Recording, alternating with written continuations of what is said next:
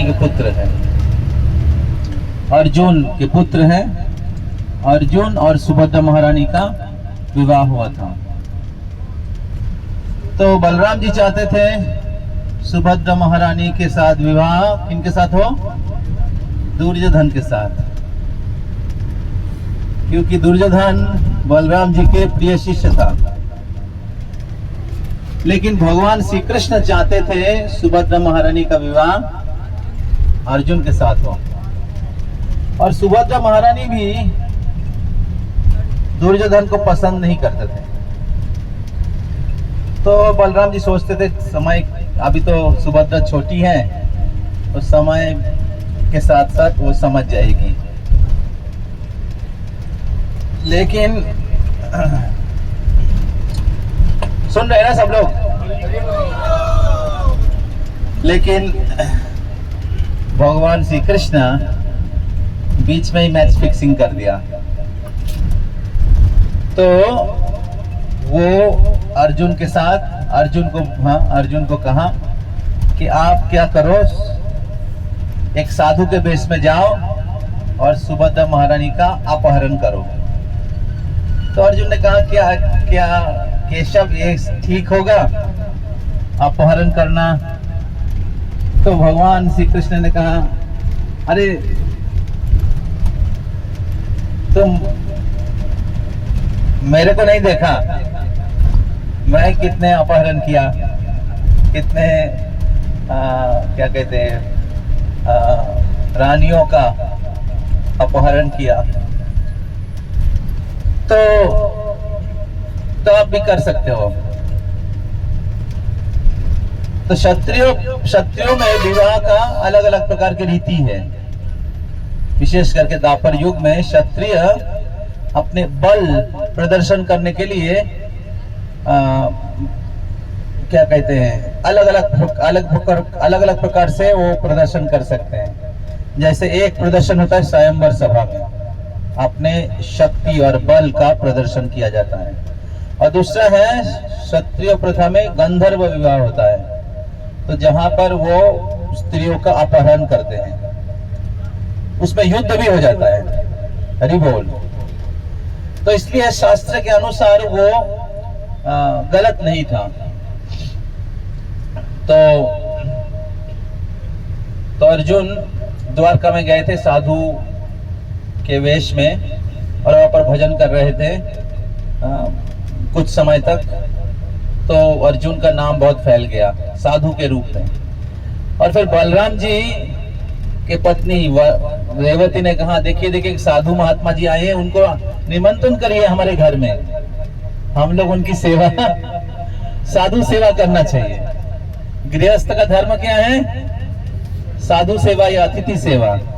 इसलिए हमारे ये जो यात्रा में एक डिपार्टमेंट है वैष्णव सेवा डिपार्टमेंट, तो जिसमें अच्युतानंद बख्शय प्रभु हैं और सूरज रॉय प्रभु हैं, जो आप सबको मदद कर रहे हैं अतिथि सेवा या धाम सेवा या वैष्णव सेवा करने में।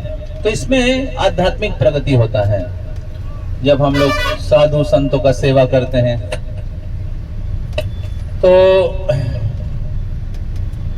विशेष करके जो लोग वैराग्य के आश्रम में हैं, तो इस प्रकार अर्जुन आए बलराम जी के घर में, और उनको भजन करवाया अर्जुन को साधु के वेश में। और फिर सुभद्रा मानी से बात होके ही रखा था, और फिर अर्जुन फिर सुभद्रा महारानी को लेकर भाग गए। तो इस प्रकार सुभद्रा महारानी के साथ अर्जुन का विवाह हुआ, और सुभद्रा और अर्जुन के पुत्र के रूप में अभिमन्यु का जन्म हुआ। तो अभिमन्यु असल में चंद्र का अवतार है। तो चंद्रदेव जो है वो असल में अभिमन्यु के रूप में आए थे। तो अभिमन्यु का उम्र जब 3 साल था, तब ये जो पासा खेला हुआ था, उस पासा खेला में पांडव लोग हार गए थे, क्योंकि शकुनी मामा और कौन था, दुर्योधन मिलकर चीटिंग किया था, तो हार गए। फिर द्रौपदी का वस्त्र हरण हुआ और फिर पांडवों का 12 साल वनवास और 1 साल अज्ञातवास हुआ। तो जब अज्ञातवास हुआ, 12 साल का वनवास हुआ, तब अभिमन्यु का उम्र था केवल 3 साल। तो अभी पांडव लोग सब वनवास में गए, तो कुंती महारानी ने कहा अभिमन्यु का उम्र केवल 3 साल है, तो इसलिए उत्तरा वो वनवास में नहीं जाएगी, उनको अपने माई के घर भेज दो। तो जब पांडव लोग वनवास गए थे, तब उत्तरा अभिमन्यु के साथ अपने माई के घर द्वारका में, उत्तरा नहीं, सुभद्रा महारानी, हाँ, द्वारका गई थी। तो 12 साल और 1 साल अज्ञातवास के समय, हाँ, तो अभिमन्यु भगवान श्री कृष्ण और बलराम जी के साथ, हाँ, और सभी द्वारकावासी यादवों के साथ 13 साल द्वारका में रहे थे। हरि बोल। तो सुभद्रा महारानी क्योंकि एक ही बहन है, कृष्ण और बलराम का एक ही बहुत ही प्रिय, हाँ, भगनी है। तो और भाभी कितने थी, कितनी भाभी? 16,100 भाभी, 108। और बलराम जी का भी कुछ पत्नियां थी। कितना पत्नी बलराम जी का? 3 न 2, रेवती और बारूनी।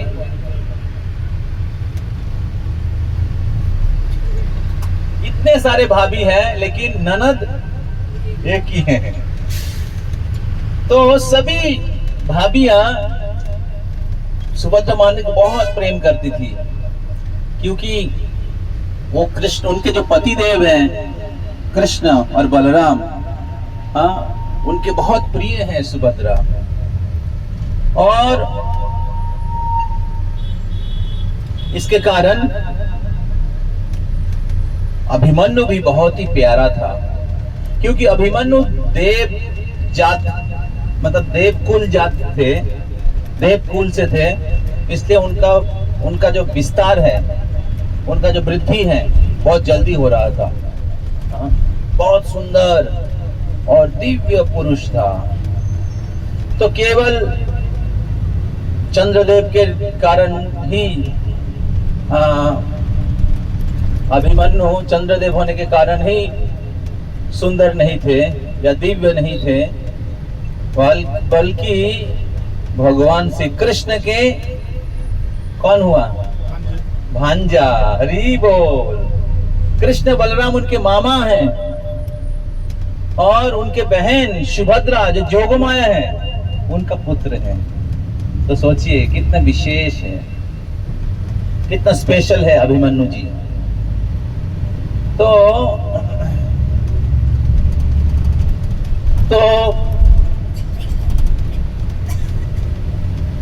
कुरुक्षेत्र का युद्ध जो हुआ था, उस युद्ध में कितना दिन युद्ध हुआ था? कितना दिन?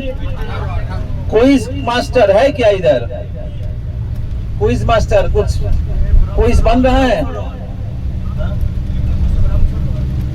अच्छा, राइट साइड में ब्रह्म सरोवर है। हरि बोल। हम लोग आ रहे हैं ब्रह्म सरोवर की। तो बहुत बड़ा है ब्रह्म सरोवर।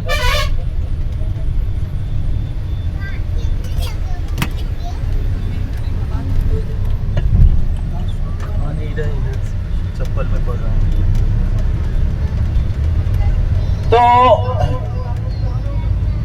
तो 12 दिन 18 दिन युद्ध हुआ था। युद्ध शुरू हुआ था कौन सा दिन पता है? कौन सा दिन युद्ध शुरू हुआ था? कौन से दिन कुरुक्षेत्र युद्ध शुरू हुआ था? क्विज। पहला दिन कौन सा था? फेल कर गया। कोई बोल सकता है? जो बोलेगा एक कुल्फी मिलेगा। 1 2 3 4 5 6 7 8 9 10 मेरे हाथ में है, मेरे को ही मिलेगा। तो कुरुक्षेत्र का युद्ध शुरू हुआ था मोक्षदा एकादशी के दिन। हरि बोल। और पहले दिन ही भगवान श्री कृष्ण गीता के उपदेश दिए थे। अर्जुन भ्रमित हुआ था और भगवान श्री कृष्ण गीता के उपदेश दिए थे। इस प्रकार फिर अर्जुन युद्ध करने के लिए तैयार हो गया। फिर युद्ध शुरू हुआ था। सुनिए अच्छे से। और फिर 18 दिन अलग, 18 दिन एक एक एपिसोड हुआ। जो पिटाई खाएगा अभी तुम।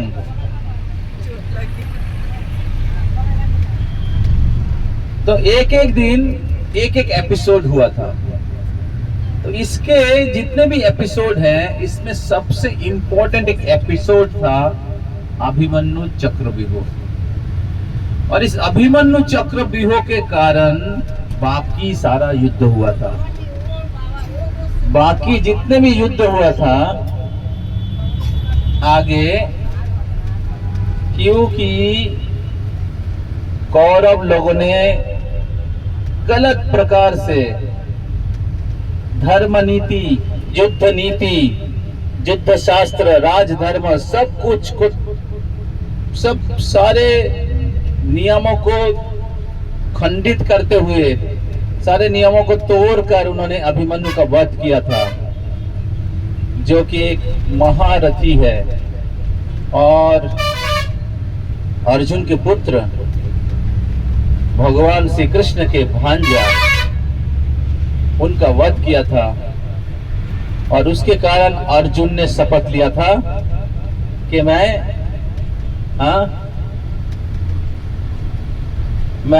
सूर्यास्त के पहले किसका वध करूंगा?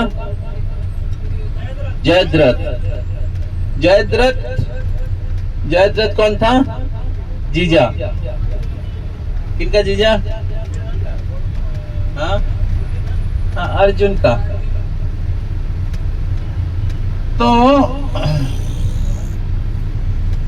तो जयद्रथ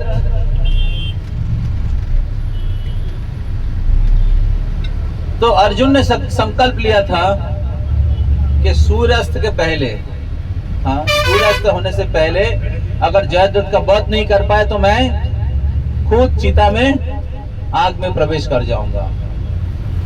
और इससे शुरू हुआ क्लाइमैक्स। हरि बोल।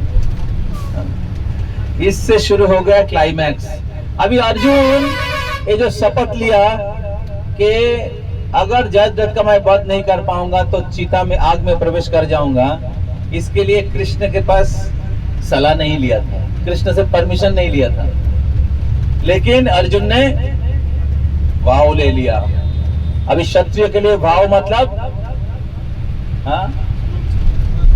अपने जान से भी ज्यादा प्यारा है, जान से भी ज्यादा श्रेष्ठ है।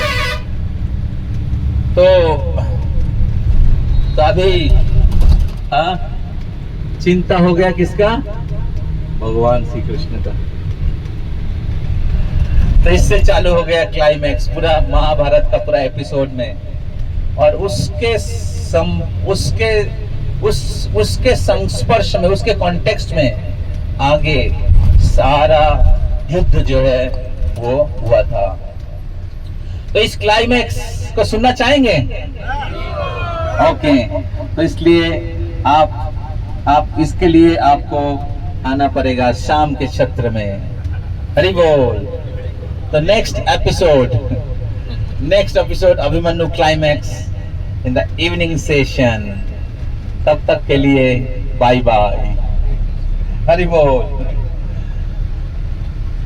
तो